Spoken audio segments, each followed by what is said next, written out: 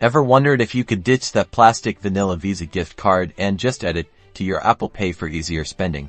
Let's cut right to the chase. Adding a vanilla Visa gift card directly to Apple Pay isn't always a slam dunk, but stick with me, and I'll explain why and what your other options are.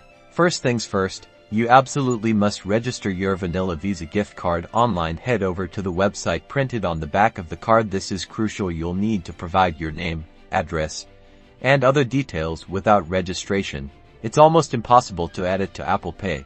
Now, here's the catch. Apple Pay needs to verify the card with the address you provided during registration. Many users run into issues here because the addresses don't perfectly match or the vanilla Visa system isn't updating quickly enough. You might see errors like card not added or card declined. So, what if adding it to Apple Pay fails? No sweat. You can still use your vanilla Visa gift card for online purchases. Just enter the card details, the card number, expiration date, and CVV at checkout. Just like you would with a regular credit card, make sure the billing address you enter matches the one you registered the card with.